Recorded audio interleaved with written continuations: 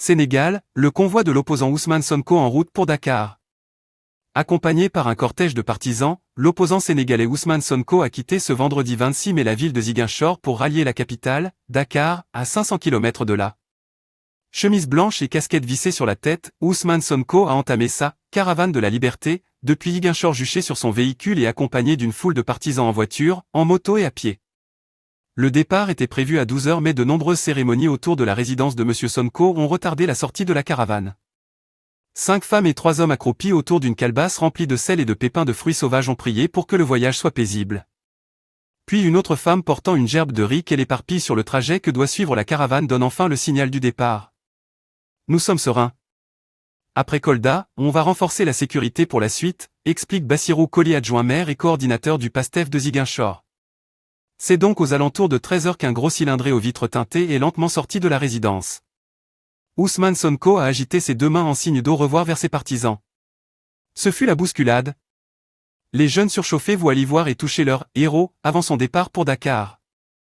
À la sortie de la capitale casamançaise, à la mi-journée, le cortège a pris la Nationale 6, qu'on appelle aussi « la route du Sud ».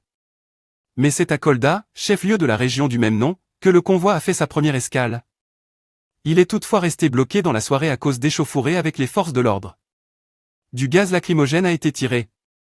Dorénavant, le calme est revenu. Ousmane Sonko devrait donc passer la nuit ici avant de reprendre la route vers Dakar. Le cortège ne passe pas par la Gambie et doit donc emprunter un détour, en principe via la ville de Tambacounda. Lors d'une courte déclaration, vers la localité de Goudon, Ousmane Sonko a appelé les jeunes à rester mobilisés.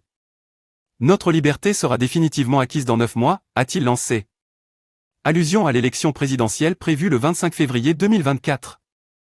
Mercredi, au lendemain de son procès pour viol lors duquel 10 ans de réclusion ont été requis, Ousmane Sonko avait appelé à « marcher sur Dakar » pour « le combat final » face au chef de l'État.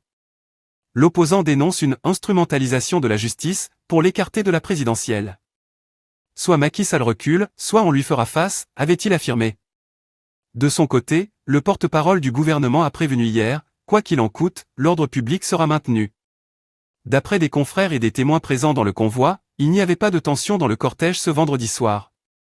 Les partisans d'Ousmane Sonko chantent et applaudissent.